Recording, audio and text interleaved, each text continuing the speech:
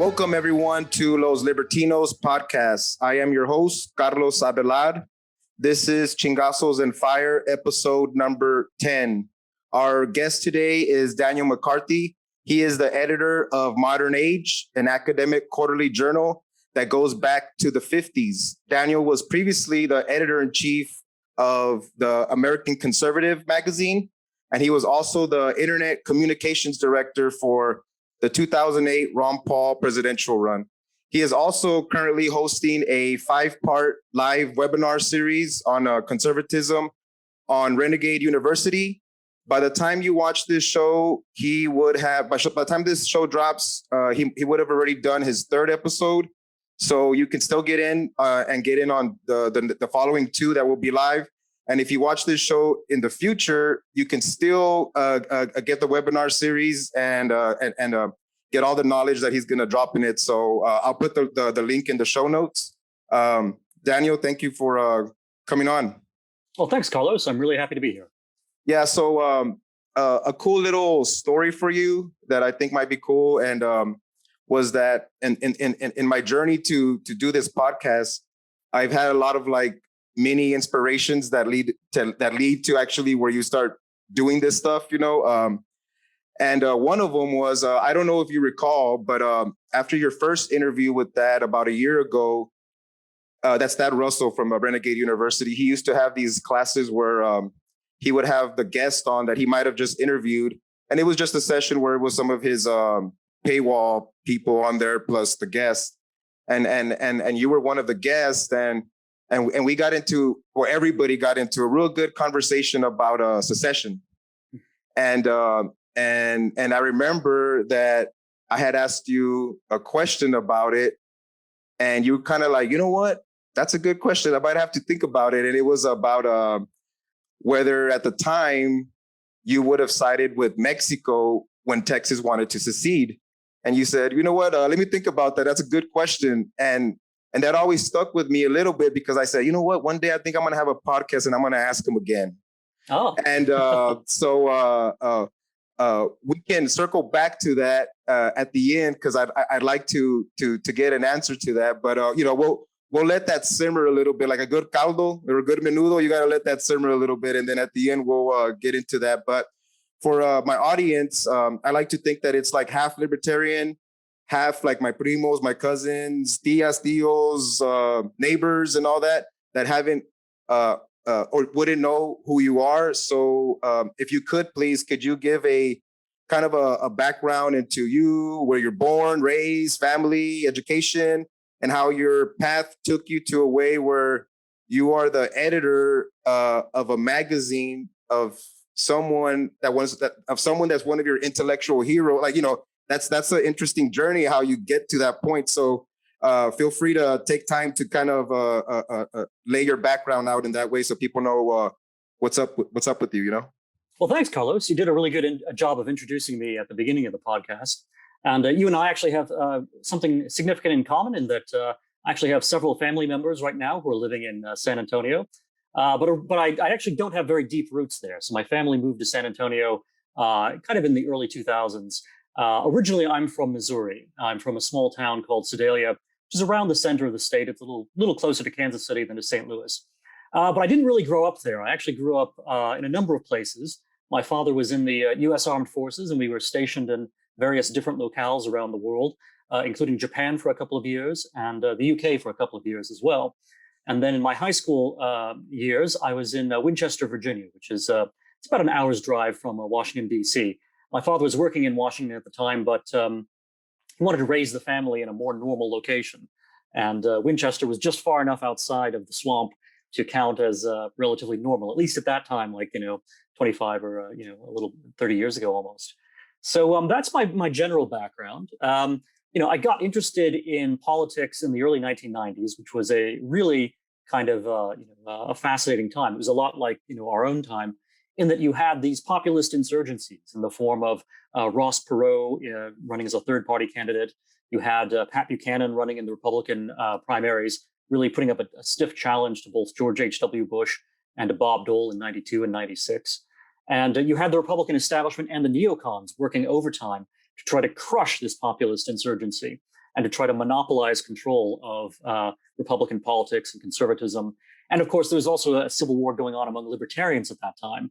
Libertarians who liked Ron Paul, for example, were kind of skeptical of some of the more sort of managerialist or sort of global expansionist plans of some of what they called the Beltway libertarians. So on questions like NAFTA, for example, now it might seem like NAFTA is just a free trade deal and therefore libertarians who support free trade would automatically support NAFTA. But in fact, Ron Paul and Murray Rothbard and others, they said that, well, you know what, if you just want free trade, you don't need a 1,000-page treaty in order to do it. You don't need to have all of these, environmental regulations and labor regulations and arbitration agreements and so forth. You can just unilaterally have free trade.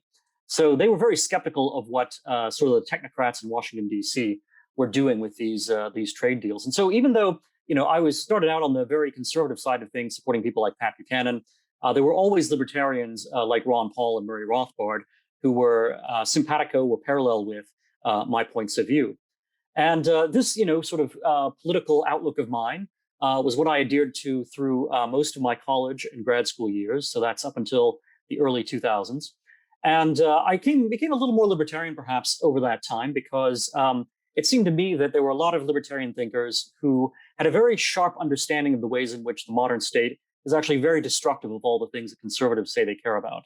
So things like the family, for example, are not, they are being actively attacked by the state. The state is trying to transform them. And the reason the state wants to do that is because by loosening people from their connections to one another, the state is able to sort of come in and become the sugar daddy or whatever you want to call it of, all of these dependent peoples. So that's what the state ultimately aims to do. It wants to become the provider for everyone and replace all of the institutions of civil society that conservatives care about. And then in the early 2000s, of course, you had the 9/11 attack 10 years ago, and ultimately then the sort of Iraq War in 2003 and the War on Terror. I was very strongly opposed to all those things. That's when I first came to Washington, D.C. I went to work for the American Conservative magazine as a staff writer. And, it was very lonely to be a critic of the Iraq War at that time, especially on the right. People forget now, but of course, even a lot of center-left Democrats were supporting the Iraq War. That was true of Hillary Clinton and Joe Biden and John Kerry. So, to think about being on the right, being actually in the same sort of, in the same, party as George W. Bush and so forth, was kind of, considered to be a pretty radical position to be opposed to the Iraq War at that time. And of course, now we were all proved so correct that the tables have completely turned. It's been interesting to see in the past few days as we record this podcast, Donald Rumsfeld has just died. And, 15 years ago, Rumsfeld was, a little more than 15 years ago, about 20 years ago, Rumsfeld was everyone's hero.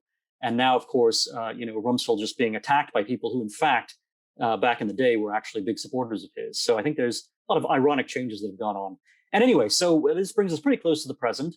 And, more recently, I've been a defender of some of the populist impulses that were represented by Donald Trump. I think Donald Trump was not only a good conservative president, I think he was a great libertarian president compared to the ones who have come most recently before him. Donald Trump slashed regulations, didn't start any new wars, which if you think about it, is remarkable. I mean, you have to go back at least as far as Reagan and maybe a bit earlier to find another president who didn't start a major U.S. intervention. So I think there's some interesting things going on in our politics right now. It does seem as if a very aggressive kind of left-wing political correctness is being forced onto people, and I think Americans across the board are rejecting this.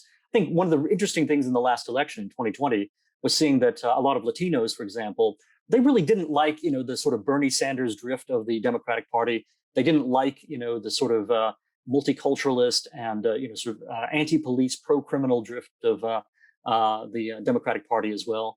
And so I think you're starting to see a lot of just groups all around the place starting to question exactly where their political commitments should lie. Yeah, no, I hear you. So you consider yourself a traditional conservative. Can you kind of, for the audience that doesn't know, and even for the people that might have that might know some of this stuff, can you lay out a kind of a timeline from the intellectual thinkers and players of how it jumps to how we get to where we're at now? So I know that's maybe a little, but if you could do it kind of in a like summarize it, some like, hey, these were the first ones, this, and it jumps to this, and I'm still a part of this lineage of conservative thought, because there's a lot of types, which we'll get into. Yeah, a lot of people think that America has always been a liberal country in one sense or another. That it was maybe founded upon classical liberalism by Jefferson and Madison and George Washington and so forth. And I think it's actually a little more complicated than that, because the labels liberal and conservative don't start getting used even in Europe until after the French Revolution, which of course happens after the US Revolution. And, the words conservative and liberal, when they're first used in Europe in the 1820s and 1830s, really do refer to people's attitudes towards the changes that the French Revolution has started to introduce in Europe. And people who call themselves liberals, they're on the side of sort of anti-clericalism, getting rid of the privileges of the church, for example. They're on the side of getting rid of the aristocracy and the of monarchs and so forth. So they have, some democratic tendencies, but it's not necessarily democracy that the liberals were aiming for initially. Sometimes it would be a more sort of, just people with large amounts of wealth or large amounts of property would be the ones who get to have a say in voting, as opposed to having a democracy that was for a wider group of people or for everyone. And the conservatives tended to be the people who certainly saw that there were problems with unmitigated monarchical power, for example, or with intolerance in an established religion. But the conservatives thought that these things should be reformed as opposed to completely destroyed and swept away. Partly because once you get into the business of demolishing things, it turns out that revolutionaries don't really know where to stop. They keep demolishing more and more stuff, and eventually, in order to reimpose order on society, they wind up creating a very sort of regimented and authoritarian or even totalitarian new order. And you see this with the Bolshevik Revolution ultimately in Russia, where the appeal of the Soviet Union and the appeal of Bolshevism and communism was meant to be, this is going to be freedom. We're not going to have the czar anymore. Won't that be great? And we're going to have a wider distribution of property, and we're going to have employment for everyone. Aren't all these things really, really good? Isn't that what everybody wants? And of course, what you actually get is a dictatorship, not a dictatorship of the proletariat, but a dictatorship by the party and ultimately by someone like Stalin. So conservatives in Europe, back in the 1820s and 1830s, they were, sort of moderate supporters of the sort of old order in Europe, and they were critical of revolutionary attempts to change it. In America, you kind of saw some parallel developments that you had people like. What was the old order? Was that like mostly monarch? Yeah, basically monarchs with established churches and things like that. So the conservatives were, they said, okay, there are some abuses here, we need to reform them, but we don't want to just have a completely new system, right away. Now, America, of course, from the founding and then from the Constitution, it didn't have an established national church. It was not a monarchy, but you did have Americans such as John Adams, members of the Federalist Party, who were very critical of the French Revolution and who thought that a sort of French revolutionary spirit in America would be very destructive if it tried to sort of overturn property rights or overturn the family and things like that. And somewhat a somewhat paranoid fashion, they thought that Thomas Jefferson, for example, was a radical like Robespierre in France, and Jefferson wasn't. Jefferson often talked like a radical, but he wasn't really the lunatic that a lot of the French revolutionaries were. Anyway, so that gives you a little bit of a sense of kind of the really far back, late 18th century, early 19th century origins of conservatism and liberalism. But of course, more recently, these terms have come to have very different meanings. And really, the revival in the idea of conservatism being a label that Americans would apply to themselves is something that happens in the late 1940s and 1950s. And it happens because Americans, or at least some of the sort of intellectual leaders in America, are very disillusioned by World War II. First of all, by the fact that the war happens in the first place, that all of Western civilization goes into this massive conflagration and destructive, orgy of destruction. And they say, what went wrong such that this had to happen? And obviously something tremendous went wrong in Germany with Nazism, but something had also gone wrong in the West, in that, they didn't see what was going to happen in Germany, and that the West, itself was creating, things like the nuclear bomb in order to, fight the war. It just seemed as if, the highest civilization that the world had ever produced in terms of its technological finesse had also become, the most destructive civilization the world had ever seen in terms of its capacity to just kill millions of people. So conservatism in the 1950s was an attempt to say, okay, something has gone wrong, not just in the last 10 or 15 or 20 years. It's gone wrong, going back maybe a century or more. And so they started looking back, the people who, identified as conservatives like Russell Kirk, they started looking back to thinkers like Edmund Burke, for example, who was one of the early critics of the French Revolution and was, identified as a conservative in Britain. And so that's traditional conservatism, that it starts to say, okay, liberalism makes the mistake of putting too much emphasis on human rationality, too much emphasis on our ability to improve things by sort of figuring out how to make completely new systems and completely new orders that are going to be better than the things we've inherited. And conservatism says instead of getting excessively into reforms and renovations, we need to proceed more slowly and generally cherish the things that exist, because it's actually, usually if you get rid of the things that exist, what you wind up with isn't something better. It's actually something far worse. You reduce to barbarism. Yeah, I'm a sports fan, and when I hear commentators say, oh, they're playing conservative, or they're playing liberal or stuff like that. I mean, so like conservative is more defensive, right? I mean, it's more defensive of your structure of play, your strategy, and then the other side, or it's not that it's not structured, but they're going to have a little bit more free play to play. I always like to incorporate sports because that's something that I grew up knowing, but also I know that when you're on the front foot, or when you're playing on the front foot or more offensive, sometimes beautiful things come out of that, and what do you say that maybe being defensive or more conservative, that that freedom isn't allowed, that type of play isn't allowed to and have new things come out of it, or am I wrong to think that, or what I'm saying, like I'm trying to ask a little bit. Can you? No, yeah, that's actually a great metaphor you brought up. So, obviously a team can't win if it always plays defense. And, conservatives, I think, can be rightly accused of sometimes being too defensive, too much in favor of things that exist and not taking enough initiative. And conservatives have to, I think, challenge themselves not to fall into just reaffirming the routine. They have to actually try to be creative. It's one of the big challenges they face, actually. And, I think the great thing about conservatism is that when you combine conservatism with creativity, then you get the best of both worlds. And what conservatism is useful as a sort of restraint, as something that makes you see that, okay, things can go wrong as well as getting better.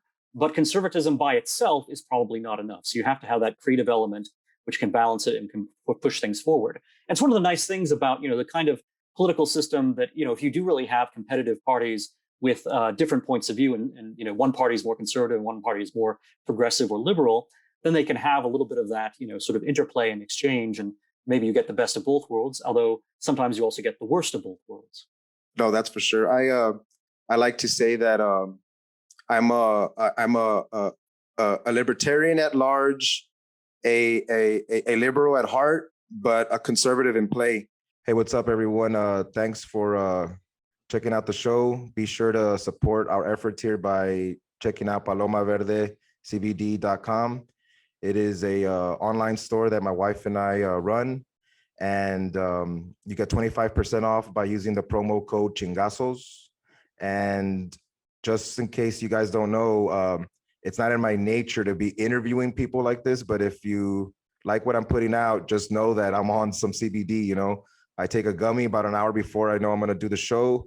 And about 20 minutes before the show, I'll take some drops, just takes the edge off, and then I just get into it. So if that's something that sounds like, oh, in your life, you do some other stuff that might benefit you to take the edge off before you get into some shit, try some CBD products. So go to palomaverdecbd.com, use the promo code Chingazos, get 25% off anything in the store. Peace. I've heard you mention that that libertarianism is the political form of free markets. And when I heard you say that on an interview that you had, and I don't know, I mean, that kind of blew my mind, but in a good way, because I was like, yeah, I guess it is. It is kind of how somebody that mostly likes the idea of economics and how economics makes sense to them and how they see the world would form a type of political thinking that can explain it, to be able to get into the game of politics and say, hey, we're libertarians or that.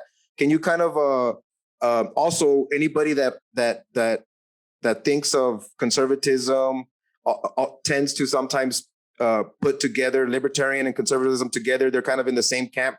Can you kind of distinguish a little bit talk about the history of libertarianism, because the show here is called, Los Libertinos, but really, you would make the case that you'd want to have Conservatinos. So there's a difference but it's okay. We all get to play here, and can you kind of talk on that a little bit of how these all interplay a little bit? Yeah, those are great points. And one thing I always try to emphasize is that people should not get hung up on labels. So it's not about what you call yourself; it's actually about what you believe and what you do. And you can have a set of principles, and you don't necessarily have to make them conform to what everyone else is saying, or make them conform to some sort of one single standard and use that as kind of a robotic program for addressing politics or addressing life. Politics is generally about rules, of course. I mean, ultimately, politics involves making laws and whatnot. The reason why I say I think libertarianism is the political form of free market economics is because libertarians would say, well, most of the rules we need are the ones that the market already provides. They're the logic of free exchange and of buying and selling and of employers and employees. Those things kind of naturally lend themselves to a just settlement. Because, when you buy something, it is just, right? As long as there's no fraud, if you say, I want to buy an apple and you're selling an orange, or rather I'm selling an orange and I want to buy an apple, we can just make the exchange. We're both going to be better off because we get the thing we want in exchange for the thing we wanted less. So there is a certain natural justice to market transactions. And libertarians, I think, are very smart to understand that. The trouble then becomes, are those transactions the only kinds of relationships that people should have, or the only kinds that matter in politics? And so I think conservatism, to the extent that it is wise, tries to include some of the considerations that economics usually doesn't look at. So economics tends not to look at why people are making the choices they make. It just says, we're going to take the fact that they make choices and extrapolate some conclusions from that. If you look at why they're making those choices, then it becomes a question of kind of what forms, sort of people's impressions and opinions, their character and ideas. And those are the things that I think conservatives start to be very concerned about, because I think conservatives ultimately think that whatever forms those impressions, forms those opinions and ideas, that's going to have tremendous consequences for whether or not people actually do follow market rules, and whether or not they follow, any kind of rules, or whether they, have, maybe they start succumbing to totalitarian rules because they, have inculcated or absorbed a totalitarian mindset. So I think conservatism is a little more concerned about sociology and psychology, and not purely concerned about economics as singularly as libertarianism is. Oh, okay, I hear you. Yeah, and I'm gonna always kind of track back to sports because it's just the way I think on a lot of things. And leading up to this, to this interview, I play the interview out in my head, and I think of different ways to come at you a little bit. So what I was thinking was that my favorite sport is football or soccer, and it kind of comes off, which is okay, that all the players on the field are liberal in different ways. And the goal is for them to, like you said, in politics, make goals, make laws and this and that.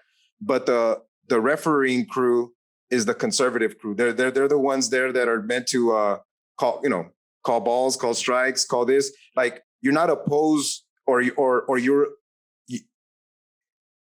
how would I say it?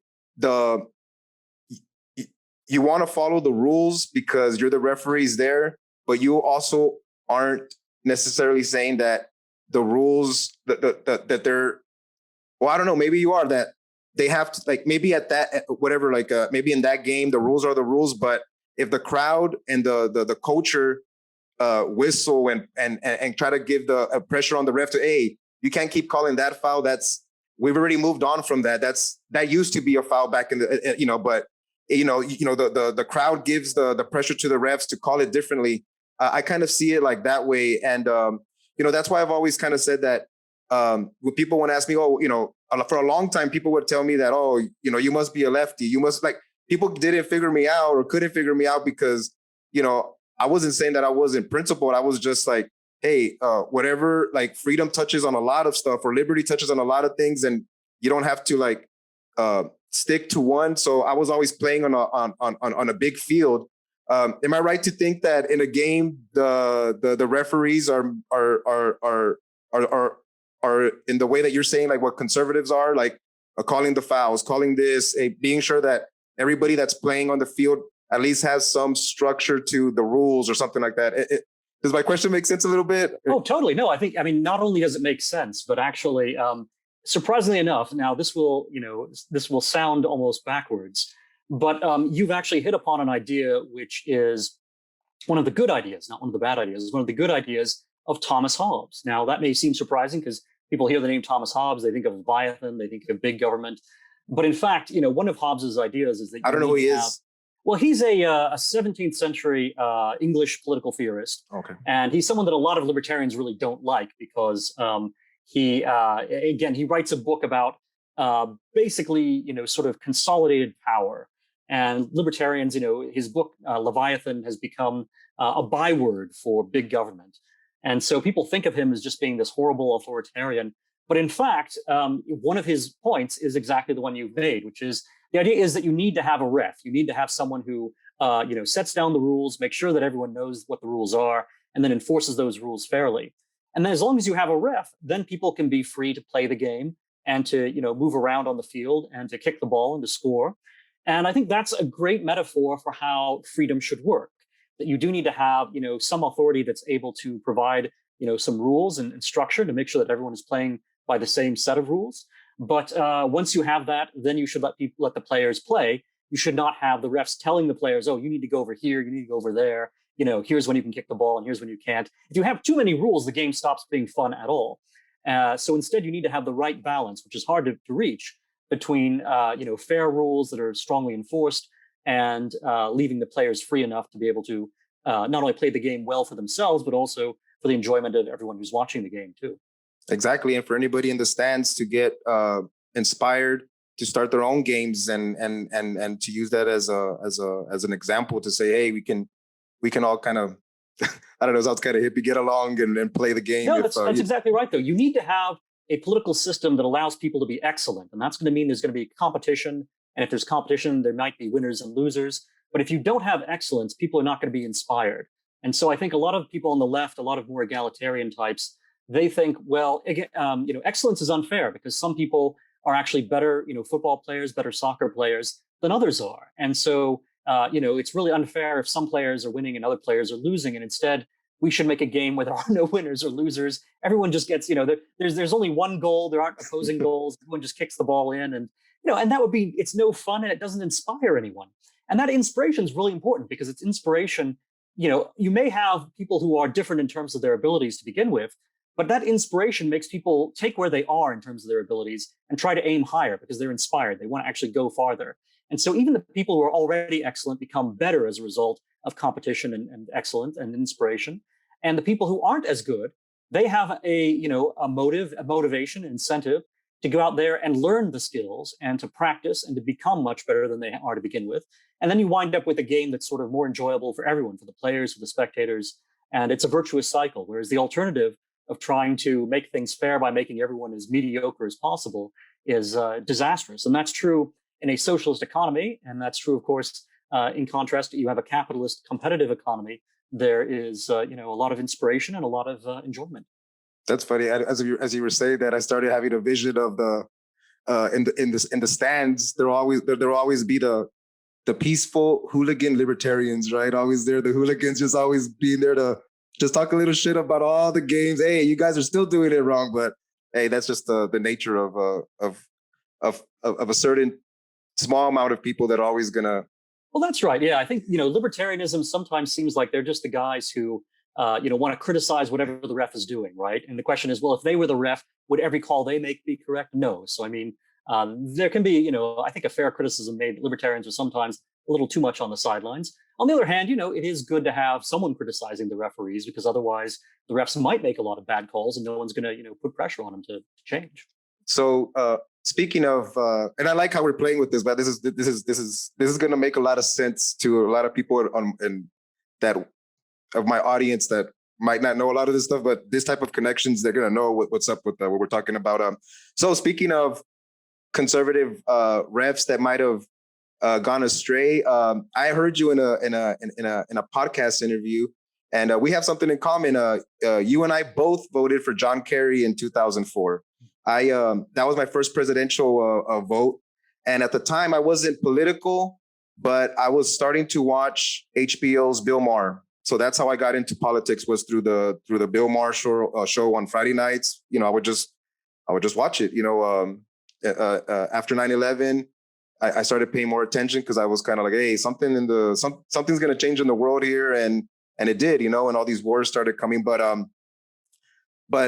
what was unique on that one, and I remember it, was that his vice presidential guy, what's his name, Edwards. He was the first one that I ever heard, but I didn't even know what it meant. I would just hear him say the word, and it was in a way that he would use it to criticize the Bush administration. And even before, when he was in the running in the primaries, he would use it, but he would use this word. He would say, "Oh, they're just neocons." And that was the first time I ever heard this word, but I never looked it up because I don't know. I mean, I guess, I was young. I wasn't going to go look up what neocons were, but I just know that he would use this word to kind of like talk shit about the people, like, but however he was saying it, and whatever that word meant, a lot of what he was saying rang true to whatever at the time I was thinking. I was like, yeah, you know what? These neocons are kind of assholes. And I don't know what he's talking about. Whatever he explained it makes sense to me. Can you speak a little bit of, because through the Ron Paul campaign, that was the next time I heard it again, was the neocons, and I never really stopped hearing about it. So from what I know is that they, again, maybe come from the school of the conservative thought, but also they came from the school of, like, they might have had leanings towards favoring the liberal players of the game and not calling, strikes and balls how they should have. And they were trying to get on the field of play instead of being the ones. Can you kind of explain what neoconservatism is and the history behind it, and how when people think of conservatism now, they might interlock those two? And just, can you kind of talk a little bit about that? Yeah, the first generation of neocons, they had been Democrats, they had been liberals back in the late 1960s and early 1970s. And the Democratic Party of that time seemed to be taking a very radical turn. In fact, the Democratic Party of the late 60s and early 70s is kind of reminiscent of the radical parts of the Democratic Party now, in terms of, they weren't saying things like abolish the police or defund the police back then, but they certainly were on the side of protesters against the police. The police were, pretty tough on the protesters. And the Democratic Party was kind of coming apart at the seams because, a lot of their voters wanted to support the police and a lot of their voters wanted to support the protesters. And this is the civil rights era. It's the Vietnam era. There's all kinds of really, sort of heavy topics in American politics at that time. Also, a lot of progressives, a lot of, people in the Democratic Party, they were very opposed to the Vietnam War, which I think is smart because the Vietnam War was a bad idea. But in opposing the Vietnam War, they weren't just, critical of the fact that America was fighting this war and it was a war that we weren't serious about winning. They also just didn't like the fact that, America was sort of impeding a communist takeover of Vietnam. So they, in some ways, were more sympathetic to the other side. This is the era, by the way, when people like Che Guevara become big heroes to the political left in places like America. And of course, a lot of these leftists had no idea about the crimes that Cuban communists were actually committing, or that Che Guevara wanted to export to other parts of Latin America and Africa. And so, quite, either socialistic or so anti-Western that, it was just, in favor of various kinds of violence around the world. And so a lot of the, more mainstream Democrats started to leave the Democratic Party. And this is actually why you see Richard Nixon and Ronald Reagan win by such huge margins back in the 70s and 80s. It's because a lot of people had left the Democratic Party. And some of the intellectuals who left the Democratic Party and came to the Republican Party, they wound up becoming what's called the neoconservatives. And they maintained some of their old liberal views. They tended to still support the welfare state, for example. They basically supported everything that had been a component of liberalism up until the time of JFK and Lyndon Johnson in the 1960s. They supported all that, but they didn't support the radical direction that the left had taken after that. So at first, a lot of conservatives thought, well, these neoconservatives, they're not, Barry Goldwater supporters. They're not really, small government people like some of us are, but they're still, they support common sense. They're not, bad people. So a lot of these neoconservatives were welcomed into the conservative movement. The trouble is that once they got into the conservative movement, these neocons then started to kick other people out. They started saying, "Oh, you Barry Goldwater supporters, you're too libertarian. You want too small of a state. We need to have, Republicans need to embrace, sort of welfarism and things like that, or at least, part of welfarism." And so or they might have even said that he didn't support the Civil Rights Act, right? Or something like that would have been something like that. Yeah, that's right. Although, there was a lot of, it was less of a tripwire back then, but yeah, things like that would have been, the same kind of things that they would bring up. So there was a lot of dispute between the sort of older conservatives and the neoconservatives.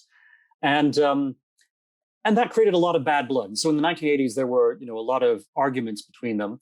The neoconservatives also still had a lot of the foreign policy views that characterized the Democratic Party in the early part of the Cold War, and also in, the administration of Woodrow Wilson, for example, during World War I. And those foreign policy views that used to be part of the Democratic Party in the 70s and 80s became part of the neocons. Those were foreign policy views about, sort of going abroad, defeating dictatorships and building democracies and things like that, which in the case of World War II, you can make a very good case for, of course.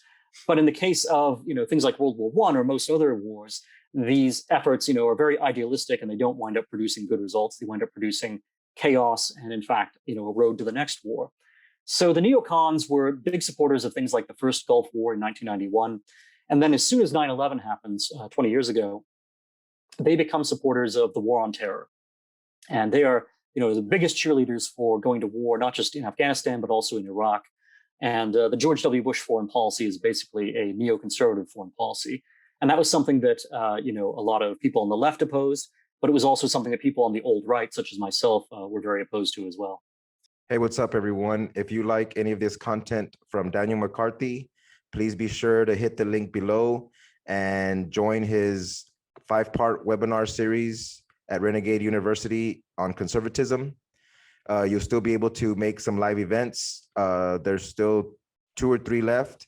So you can get in that way. And if you are watching this episode in the future, you could still buy the class and get all of the content that's in there, and support his efforts, my efforts on the show. And we're all trying to better ourselves and understand different perspectives. And his happens to be conservatism. So check that out. Hit the link below and join the class. Thank you.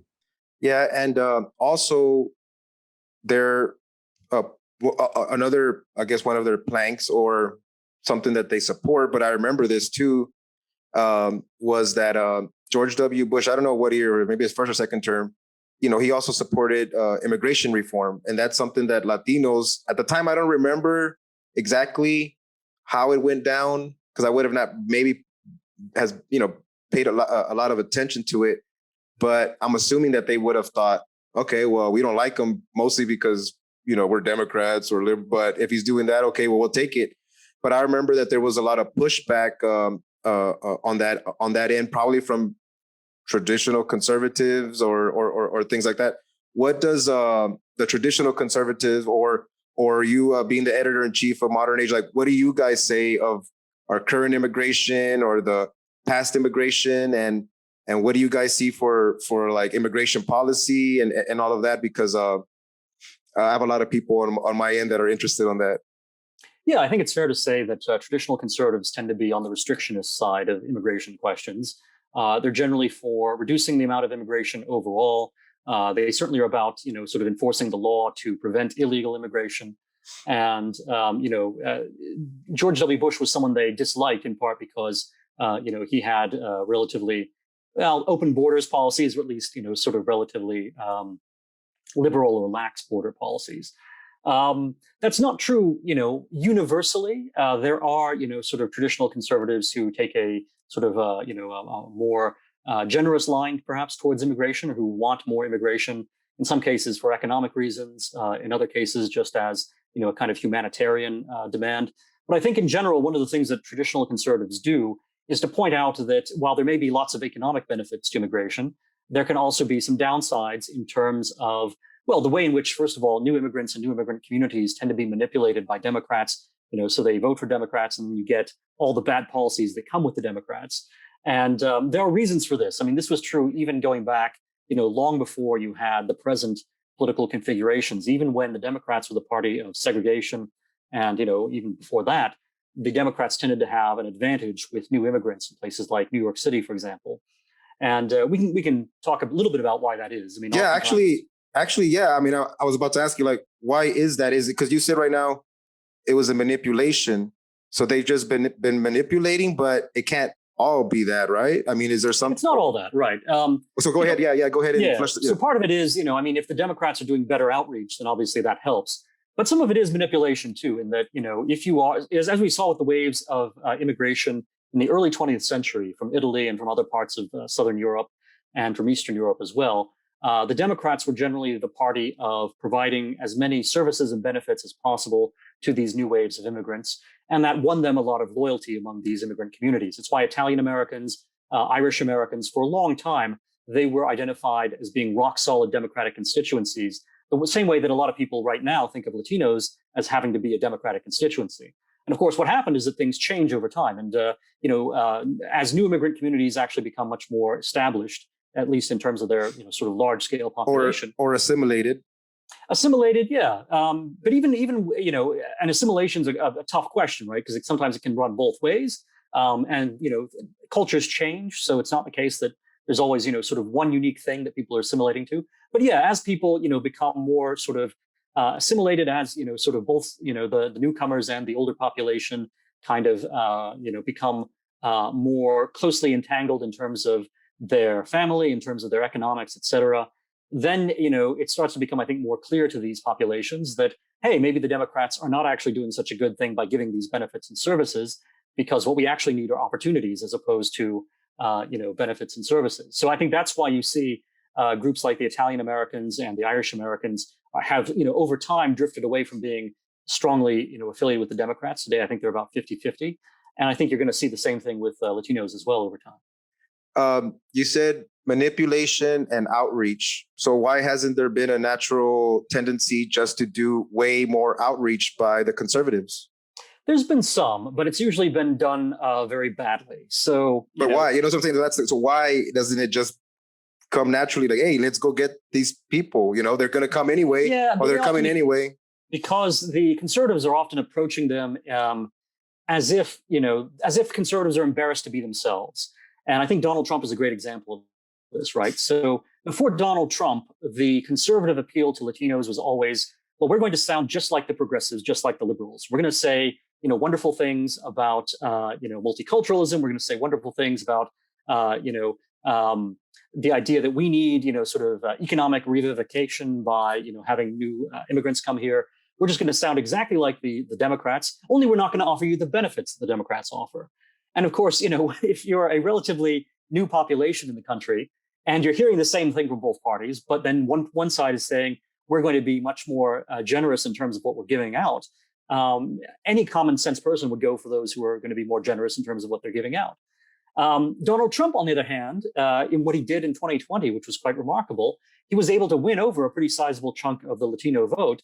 And he did it by still being Republican, by still being a, sort of hard right, conservative type who says that, he's still going to enforce border restrictions and he's still going to, be someone who's, not in favor of a lot of refugee status visas and things like that. And yet Donald Trump was also very clear that, America is a land of opportunity. And it's a land in which law-abiding citizens are going to be protected and criminals are going to be the ones sent to jail. And I think a lot of Latinos responded to that message and they said, you know what, this is what we want. We obey the law. We work hard. We want to be rewarded for that work. And we don't want, the Democratic Party with its, its soft line towards urban crime. We don't want the Democratic Party to be, sort of running our neighborhoods. We want to have more Republicans in charge of the country. Yeah, no, I hear you. Yeah, it's the immigration one's an interesting one, right? It's interesting, but I still haven't figured it out yet. I had my last guest was Alex Nowashta from the Cato Institute. He's like their immigration guy, and he brings up some points, and there's different things. And the good thing is that there's a at least in conservative or libertarian circles, there's this a debate. There's a lot of debate, and for the most part, I don't hear it as like ugly. Just from anybody, people that want to be ugly can be ugly about when they get into these conversations. But for the most part, it really is about people want to just take care of whoever's here now and not want new people. But you bring in things like, well, they become Democrat voters or things like that, and then it becomes political. But I guess I tend to side with like somebody that's coming from far, if they're coming illegally. If they're coming from, if they're going to travel all this way and sacrifice a lot of things, I mean, they're not even thinking about what party they're going to vote for when they get here. They're just trying to escape whatever they got going on over there. But, I mean, it is what it is. But for a point of assimilation is that I'm third generation. So my parents came here then. Oh, no, I'm second. But recently I took, because my dad's like, they vote Democrat, and mostly just because for the immigration stuff. And but I told him I was like, that they're not going to do anything on immigration because they need to always leverage and have that as a political ball to always play with. And they're not going to do it. Oh, no, they're going to do it. I said, well, look, I was like, let's make a deal. Because I guess Biden said, oh, I'm going to do something in 100 days, I'm going to pass immigration reform. I said, okay, let's make a deal. If he doesn't do it in 100 days, you don't ever vote for a Democrat again in a presidential election. And, he didn't do it. And he goes, okay, well, I guess I won't ever vote. So it doesn't mean that he's going to vote Republican, but you see, like, so somebody was able to get one Democrat voter away from, but anyway, but, that's just a little side story there. Yeah, and what you say about, well-intentioned immigrants who, work hard and they make their way to the United States and they want to come in order to work and to raise a family. And, it's not that they necessarily, sort of idolize John Wayne and want to become, just like, Captain America or something. But they certainly do respect, some of the fundamentals that America offers to everyone. They want to be part of that. And that's a good thing. I think that's right. But you also have to just look at, if you have large numbers of people coming in like that, and what are the effects, that come out of it as well. Just as you have to inform policy, not just look at the intentions that go into a war. Because if you say, hey, we need to have a war because this guy's a dictator, once we get rid of him, everything's going to be great. You have to actually look at the situation that emerges after you get rid of that dictator and say, okay, does the result match the intention? And similarly, having people with good intentions as immigrants is wonderful, but then you have to ask, okay, what are the results in terms of the way in which our economy develops based on this? It does seem to me that one of the big problems that our country has right now is that there's a tendency for the elite, or the ruling class, and this is true of a lot of Republicans as well as Democrats. I think it's true of a lot of libertarians as well. They just want to write off all the people who are already here. And by that, I don't mean, people of a particular ethnic background. I mean, the whites, the blacks, the Latinos, everyone is being simply written off as, we'll give you some handouts and you can vote for us, but we don't really expect you to do any, to be the working, sort of component of America. So instead, we're going to outsource our industry to other countries, and we're going to, bring in replacements for labor to, come into U.S. and do the work. And I think that is an effective strategy if you're the elites, because you want to make a lot of money by simply cutting out the middle, right? So if you're able to bring in workers who are earning less than before, you make some money by not paying people so much. If you're able to export your industries to a foreign country where there are fewer regulations and lower wages, you're able to make money that way as well. But these are sort of artificial gains. And what you really should be having are gains as a result of skill and as a result of investing more in building up the skills and the excellence of all of the people already in the country. And again, that includes, white Americans, Black Americans, Latino Americans, Asian Americans, the whole gamut. And that's what I would like to see our elites focus on more, is making sure that Americans are skilled, that they are able to get good experience through hard work, and that they're therefore able to make our country more productive than ever, as opposed to trying to get productivity gains by turning to the rest of the world. Yeah, no, I hear you. I guess I would be guilty of that. I do that as someone that would say, and I don't have, it is what it is. I'm probably wrong, maybe, but I'm someone that will say, hey, if you can't get the same job that someone that doesn't even speak the native language, and they're still getting the work, it doesn't have to do with laws or something like that. Some people, they might just sweat a little bit more outside than and put a little bit more ganas, and that doesn't have to do with anything other than, I don't know what to tell you, but so Yeah, no, you know what I'm saying, so I'm guilty of that, but hey, at the street level, I work in construction, so at the street level, hey, there is no immigration policy debate. It's like, hey, the jobs are there, but for some reason they get filled in, and these are legal. These are legal people. So this is legal. So there tends to be at least at the, I guess you would say, not as skilled, but to me, a lot of these guys are pretty skilled that do a lot of this. I work in concrete, and these are a lot of skilled guys that I think they're pretty skilled, but there tends to be a shade of color that it's mostly, and it's not the other shade of color. And, that doesn't have to do with anything about somebody stealing their jobs or whatever. I mean, they're there if somebody wants them, but they tend, No, and that's okay. right. Yeah. And, it's, the question becomes sort of what happens to, future generations. So there was a time when exactly the same situation you've just described was true, only it was going to be Italian immigrants, or it was going to be immigrants from Eastern Europe. And now, it's immigrants from Latin America. That's fine. That's not a bad reflection on, people from any of those lands. The question is, however, are the elites in our country ultimately going to write off the descendants of these people? So you come in, you work hard, you do good stuff, and then, what is it that happens once you've been in our country for a long time that makes it such that people who don't speak the language, or who have whatever background you might mention, who come in afresh, are suddenly better workers, especially for these kinds of jobs, than you are? And one question I think that just our culture should be more honest about, and should debate more openly, is do we want Americans to be able to do these jobs? And again, Americans of all races and backgrounds. I'm not trying to say that there's some sort of ethnic dimension there, but do we think that we want America to be able to do its own pour its own concrete, which again it is skill. I mean, this is certainly something you don't want a DC intellectual or something to try doing. It'd be a mess. You want to have. So the question is, is our country going to continue to provide, jobs for hardworking, especially men, right? Because one of the problems in our country right now is that you've got a lot of men in, a lot of Rust Belt states who used to have jobs, sort of working on the auto assembly line and whatnot. And as those jobs go away, it's not clear that our country and our elites really are creating something that's going to replace those jobs at an equal level of dignity. Instead, people are feeling as if, they are sort of being cast aside in the dustbin of history. And what's happening right now with, some of these populations that are now considered white, but at the time maybe they weren't, Italians and, and East Germans and others. This is ultimately going to be what the elite also does to Hispanics. It's going to say, well, now we need to import African labor because Hispanic labor just, won't take the dirty jobs. And there's going to be a limit that's going to be reached eventually. There's only so many places around the world.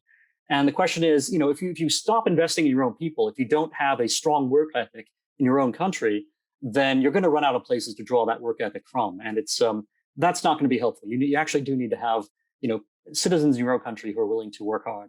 Yeah, no, that's a good point right there to make about it.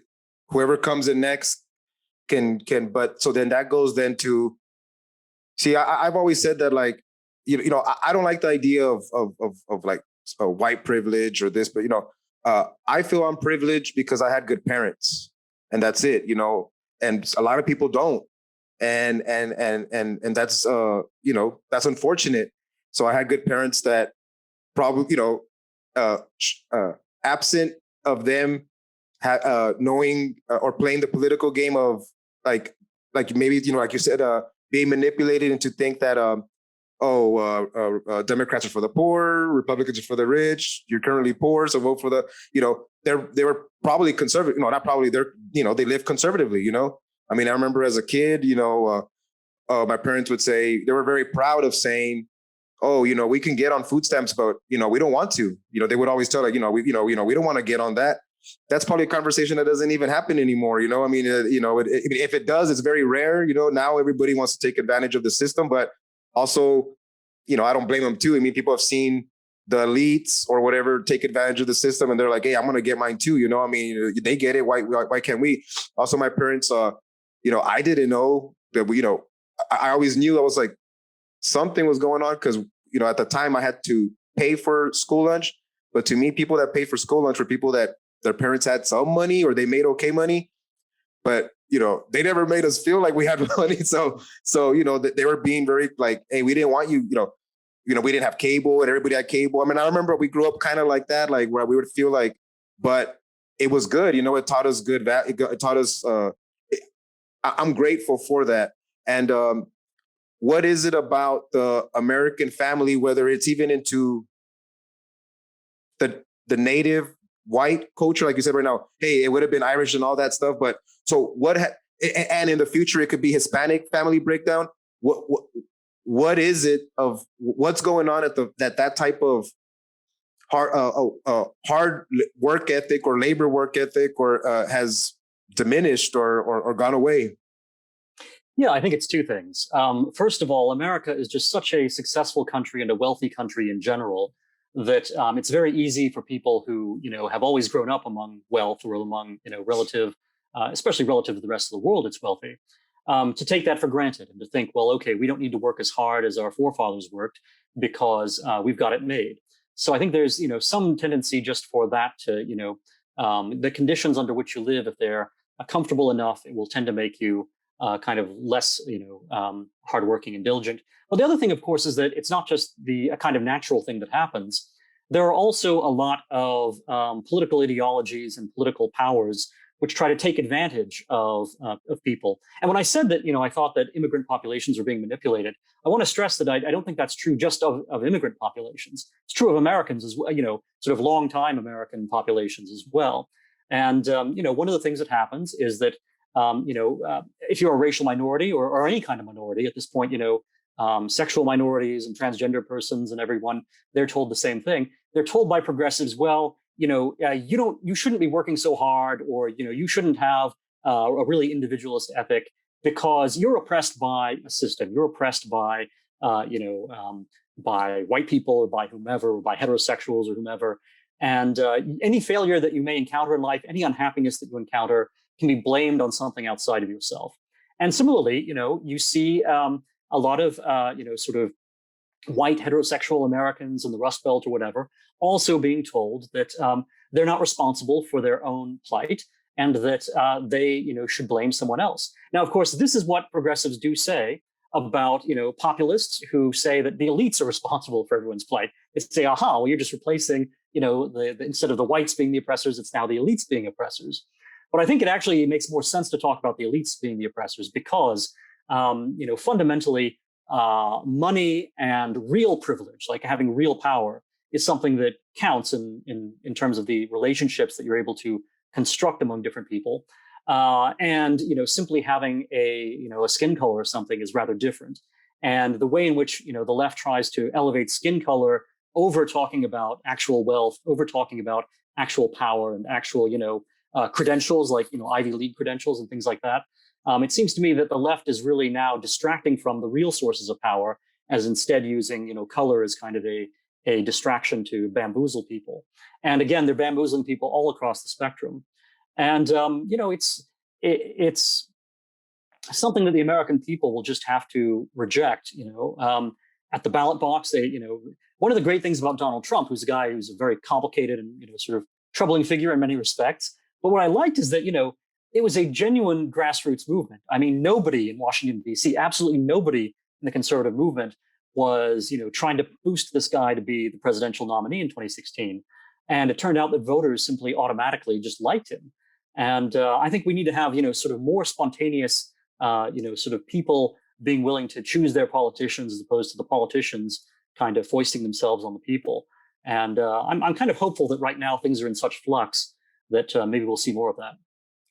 And you had mentioned manipulation of the, I guess, I don't know what the right word is, like the natives or the current people. Yeah, one of them that popped into my head that would then also lead into about the work ethic is that getting sold this bill about everybody needs a college degree and everybody needs to get loans and all that. So instead of maybe going into a trade or something like that or going to work, and maybe it's not a big part of the population that did that, and most people do, but I mean, I know, when there's $1 trillion worth of school debt, definitely somebody benefited from that. And they were definitely trying to sell something that probably wasn't true, because a lot of people now have degrees that don't pay anything. They don't benefit from those degrees anymore like they used to. But also another one that popped into my head when listening to you talk was that, do you think also that there's this manipulation by the elites, whether it is from, I want to say like the right side, the right echoes, the media ecosphere, whatever you want to call it, where they also manipulate their people to think that, hey, the elites are the ones that are doing that, but also sell this other story that says it's also the others and the immigrants that are also that are the ones that are coming here too. So is there manipulation can work in on both sides to benefit them?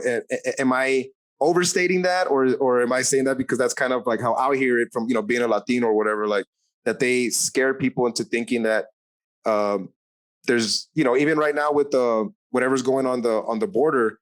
I mean, for the most part, it's I feel that it's a lot of it is like a fear tactic, which we also know that fear can be used very well to pass political agendas. But I don't know. Am I right to think that, or am I overstating some of that concern? No, it's true that the right can certainly use sort of demagoguery, or use sort of fears that people may have of sort of mythical kinds of immigrants who want to come over and do everything bad. This can be something that right-wing politicians overemphasize and use for their own sort of selfish benefit. You see it. You do see it. It happens. It does happen. Yeah, absolutely. Okay. Yeah, okay. Of course. And there are also a lot of people who don't have that. Well, who don't kind of willfully take up that point of view, but who, as you've kind of suggested, they get exposed to it and then they don't question it, and so that's the language in which they speak when they talk about immigration or talk about other issues. And I think that's all pretty bad. It's all also kind of unfortunately the nature of politics. I mean, both as you said, the left and the right will both stoop to these kinds of tactics. What I think is important is to kind of understand fundamentally kind of what the country is for. And I think fundamentally any country, whatever it might be, has to be for its own people first. And by its own people, I mean its own citizens, and those citizens of all backgrounds, right? So I mean, citizenry is not something that is determined by, sort of by color or by religion or by sexual orientation. Citizenry is a legal concept. So a country should put its own citizens first, should put them first in terms of not just the immediate sort of commercial conditions they might be able to take advantage of. And I think this is something that Alex Naraste, who you talked to last time, probably talks about, some of the economic benefits you get from immigration, sure. But also you have to think about the long-term question of, is this a country that can provide for itself both what it needs in labor, what it needs in terms of dignified labor, right? Of being able to put people on different rungs of the economic ladder and be able to see them move up, and in terms of elite skills as well, in terms of computer programming, nuclear engineering, whatever the case may be. It seems to me that a country should have as much of that that it's able to provide both for itself and also for its own population as possible. And to the extent that it can't provide those things, then it of course will want to look beyond its borders, either for manual labor or for engineers or whatever the case may be. And that's understandable, and there should be some of that. And I think Americans should have an open discussion about exactly what the numbers should be and sort of what the timeframes for immigration and assimilation and getting green cards, getting citizenship, stuff like that should be. And it should all be done legally. But I think that's of the nature of politics. Once we agree that these are legitimate questions for people to have opinions and discussions about, then we can go forward and do this. What I think we have now, though, is a situation where a lot of the elites in both parties, and it's not just the Democrats, but also a lot of the more corporate style Republicans, business class Republicans, they basically see the rest of the world and its talent pools as being a substitute for strengthening America's own talent pools. And it's not necessarily what most people imagine, where the immigrants are taking our jobs or something like that, or there's only a limited number of jobs to go around. It's rather the question that our elites are not investing as much as they could in the well-being and in the economic skills development of the population that lives here. And I think the result of that is that you see that Americans, they have a sense of, being outcompeted by the Chinese and by others. And it's true. And as you pointed out, one of the reasons for that is just a market test, right? I mean, if people are willing to work harder, then they could outperform these others. But that work ethic itself, kind of going back to what we discussed earlier, this is something that the culture helps to inform, right? And it's something that expectations and psychology help to inform. And that's why I think conservatives are very worried about that. Do Americans still have the kind of, formative, cultural experiences or cultural, inputs that are going to make them capable of both being great construction site workers and also great computer programmers and so forth. And, things like the opioid epidemic and other, detrimental statistics in the last decade, declining life expectancy among several populations. It's all been, a sign that America is letting down a lot of its own people. So we need to fix that. And having immigration is good, but immigration should be seen as a bonus to be added to, sort of 100% commitments to your own citizens, as opposed to being something that can be kind of a trade-off for having those commitments. Fair enough. Fair enough. I want to be respectful of your time, so I want to try to get here to the end here of the. I think the caldo has simmered enough, and we're ready to get into that question that I posed to you a year ago. You said, I've heard you say that you've on an interview that one of the principles of conservatism is to be anti-secessionist, or to be anti-revolutionary fragmentation is another way that I've heard you say it. Why is that?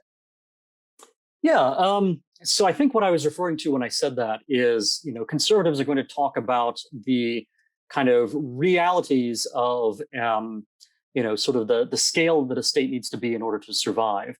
One of the problems with secessionism is that it tends to produce sort of fragmented small states, which may then fight wars among themselves, or might be gobbled up and consumed by larger powers. So this is what we saw happen after the collapse of the Austro-Hungarian Empire at the end of World War I.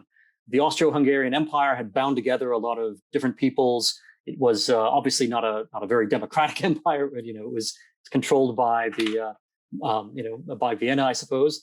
And this, once this was torn apart, you had Woodrow Wilson say, okay, now we're going to have national self-determination for all the separate peoples who used to be part of the Austro-Hungarian Empire. Well, two things happened. First of all, because peoples are mixed together, it was very hard to say what national self-determination would mean. So, even if you had, the Serbs would all be part of their own unit, then you might have some Muslims living among the Serbs. And would those Muslims also get to have their small unit? Unless you're willing to let everything, secede to the smallest levels, you're going to have some conflicts, brought about by this principle. The second thing is then the external problem, because if you have a lot of small states, and there are a couple of large states like Germany, for example, on their borders, then whenever those small states have conflicts with one of the large states, the large state is almost certainly going to be able to prevail over the small states and ultimately, bully them or take them over. And that's exactly what we see, in World War II, that, even in the run up to World War II, Nazi Germany was gobbling up a lot of these smaller countries. And then ultimately that brings the French in, and then ultimately the British as well. And, you have the whole Second World War. So secessionism is a problem. You need to have a state that is geographically large enough, strong enough economically in terms of its population, et cetera, to be able to defend itself. That's one of the key necessities of any kind of state. If you don't have that, you can still exist, but you're going to be dependent on somebody else, right? So a lot of the, of Western Europe and other places is dependent on American military power right now through NATO and through things like that. And I think they would have some hard questions to face about their future and how they would provide for themselves and defend themselves if they didn't have the United States basically continually subsidizing their defense. Is Brexit a different type of secession that you would agree or disagree with? I mean, because that one was peaceful for the most part. Yeah, and Brexit didn't affect the sort of strategic integrity of Great Britain. So Britain has always had its own military, at least always as long as it's been part of the EU. The EU doesn't have any kind of military force of its own. So Britain's capacity to defend itself was never in question, whether it was inside of the EU or outside of the EU. And so I think Britain, was able to make a free choice there. And the question was just, whether the British thought that they were, receiving a fair shake by the EU. And the question was not just, economically was it beneficial, but also was the EU sort of corroding British self-government and self-rule. And I think a lot of, the British felt as if the European Union was a betrayal of the British, tradition of self-government and of, sort of democracy. And so they wanted to get out of the EU. And I think they've been smart to do so. And so far, they seem to be economically doing just fine outside of it. So is it about how long they're in it, or how long they're, it was, I don't know how long it was. It wasn't a long time since the EU was made and then Brexit happened. So does time play into your factor, or do you factor in time, or is it about the values and the traditions of the state that wants to secede or wants to leave? Well, I'd kind of say that what I said earlier is the primary thing. Is whatever state you're going to create from seceding, is whatever kind of geographical entity comes out of secession, is it going to be defensible? Do you have the population and the material resources to make that thing sustainable? If you don't, then you're probably going to have a disaster on your hands. If you do, then the question becomes sort of what your reasons for secession are. And it seems to me, if you have a tradition of self-government and that is being traduced by your rulers, then that's one good reason to secede. If you're a population that's being, sort of abused and kicked around by a larger population within your country, that too can be a reason for secession. It's one reason why the Austro-Hungarian Empire itself started to break up, is because a lot of the populations felt as if, the ruling populations were being unfair towards them. So, those I think are legitimate reasons for secession. And I would only say that if you're going to secede, you just have to make sure that you can secede in a way that will create a defensible geographical unit at the end. And that's cool that we kind of circle back all the way to like sports again. So is if you decide to secede, you need to be sure that you move offensively, but know that you can defensively hold. Like, so it's kind of like there's this balance. It almost sounds like it's like, how would you ever know if you can be a state that can then hold your own, that can hold defensively against others if you never even attempt to try to score a goal, or it's That's a great point. I mean, with soccer, you're going to have strikers and you're going to have goalies, and a team has to have both strikers and goalies. It can't win if it has all goalies and no strikers. It can't win if it has all strikers and the goal is undefended. And the same way, if you're going to secede, you need to make sure that whatever community, whatever geographic unit has seceded is going to have both goalies and strikers. It has to be capable of both defensive and offensive action so that it can stand on its own 2 feet in the world of nations. Otherwise, the whole thing is going to become chaotic and probably just a joke at the end. Yeah, that's interesting. Yeah, I mean, yes. So then the question was, at the time when Texas was part of Mexico, then you would have sided with the Mexican government as to say Texas shouldn't have seceded from Mexico? Well, so Texas, found itself to be tough enough that it could secede, but then it felt as if it wasn't, necessarily able to stand on its own 2 feet, and it winds up inviting annexation by the United States. So the question is, were the Texans happy to have done that? And it seems as if they were. And I think that's even true of, historically, Latino Texans have always been proud to be Texans and proud to be Americans as well, and generally have not looked back with regret on leaving Mexico. So, anachronistically, if I look back, retroactively from where we are now to back then, you can say that it turned out very well. But, a lot of Americans at the time didn't think that annexation was just. They didn't think that, American, because it's ironic, right? One of the things that was happening back then in the early 19th century, you actually had more rapid population growth in the United States than you did in Mexico. It was opposite from what it became in the 20th century. And as a result, you had a lot of American settlers immigrating to Mexico, immigrating to northern Mexico. And, they started setting up, and then they said, well, wait a minute, why do we need to listen to whatever the Mexicans tell us? We have, enough of a population here that we can just either declare ourselves independent or, get ourselves annexed by, this other country right next to us, the United States. Now, obviously, that's not something that is going to happen. You sometimes hear these, kind of crazy things either coming from the left or from the right, talking about the nation of Axtland, right, which is going to be this idea of rebuilding, the old Mexico that goes all the way up to, Oklahoma and beyond, and way up there, and retake California, everything. And nobody in their right mind thinks any of that is going to happen. But it does show that open borders can have a bad result, right? Open borders for Mexico had a very bad result because it brought in a lot of American settlers who then said, you know what, we don't feel like Mexicans, we're Americans. We're going to do things our way, and to hell with whatever Mexico City says. Yeah, now, where would I stand back then? I would depend a lot, I think, on, kind of on who I was, right? I mean, if I was a Mexican, I would probably say, no, the Americans should not be taking big chunks of our land. And if I were, a settler, I would say, hey, this is my farmland. I think the Americans are going to protect it better than the Mexicans. So of course I want the Americans to come in. Or if I were, an American, I might say that we don't need to take this massive chunk of land from Mexico. We should, in fact, let them handle their business and just, go about our business, as our own country. But looking at it strategically, where I think we can, get some objective conclusions, and it's not just all a matter of perspective. I think strategically, the question is, if you claim a territory, just as if you want to secede, if you want to claim a territory, the question is, can you make good on the claim? Can you actually deploy the force necessary to keep it when someone calls your bluff? And if you can't, then you're probably going to lose it. And it might be wrong or it might be right, but it's going to happen. And then the question is, just how do you make that result? How do you make the best of that result? And the fact was, Mexico, back in the 19th century, didn't have the population or the military force in order to keep a huge amount of land that it had claimed, whereas the Americans had both the population and economic resources and ultimately the military force, not only to take Texas, not only to take, the Mexican cession and sort of Arizona and California and whatnot, but in fact to, keep populating the what is now the continental United States and Alaska for that matter, well into, the present time. So it's one of the big questions, right? These differentials in terms of population growths can really determine the rise and fall of countries.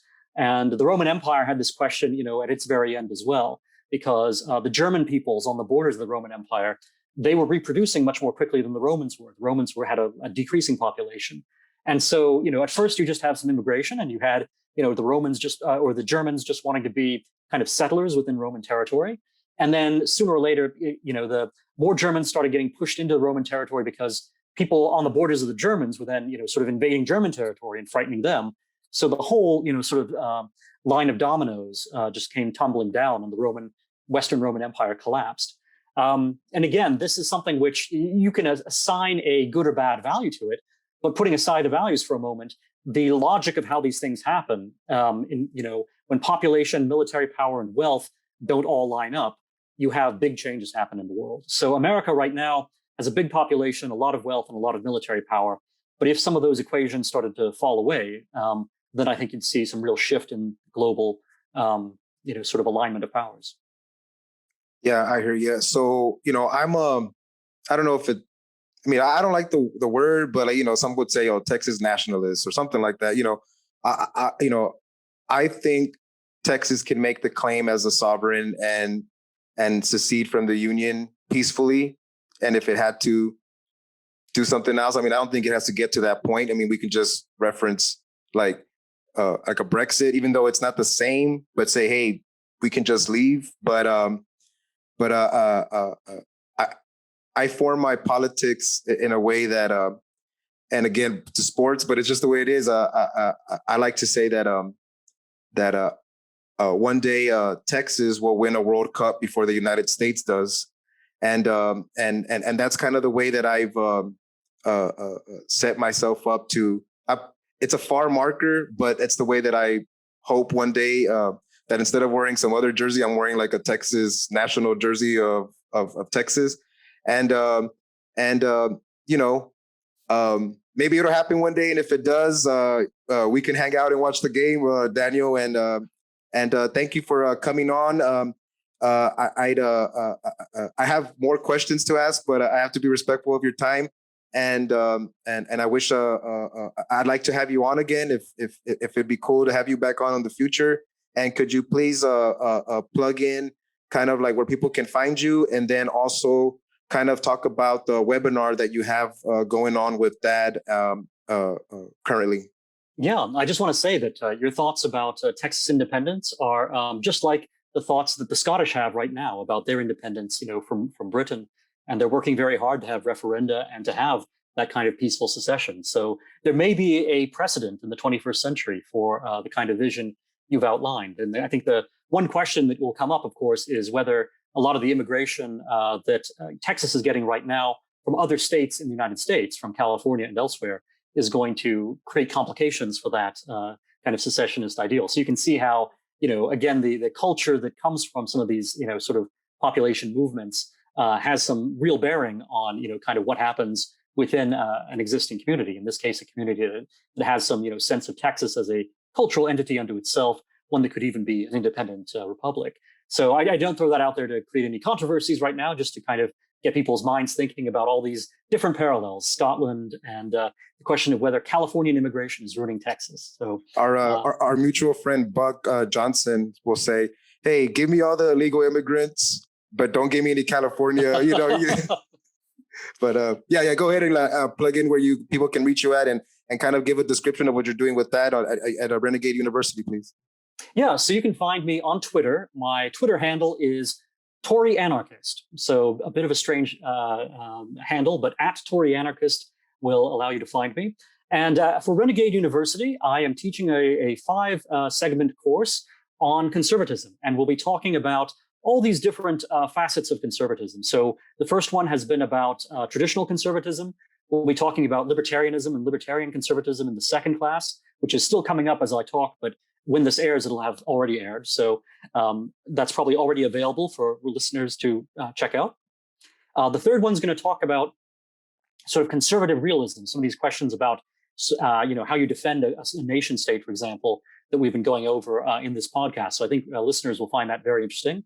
And then we'll also be talking about neoconservatives and some of the sort of strange new kinds of conservatism that you've seen since the end of the Trump era and during the Trump era as well. So it'll be a fascinating sort of coverage of, the American right in a whole variety of ways. And I think, if you're conservative and you want to understand your own tradition, you'll find this course invaluable. If you're curious about conservatism, similarly, you'll find this really, really useful. And even if you are not conservative, even if you may be on the left, for example, this will actually be a tremendous insight into how conservatives think about themselves and kind of a way to either create a dialogue or, at worst, perhaps know your enemy better. So one way or another, I think you should check out my Renegade University course on conservatism, which runs through the end of July. Perfect. Thank you for coming on, and appreciate it, and hope to have you on again. Thanks, Carlos. I'll be delighted to be back. Peace. Thank you.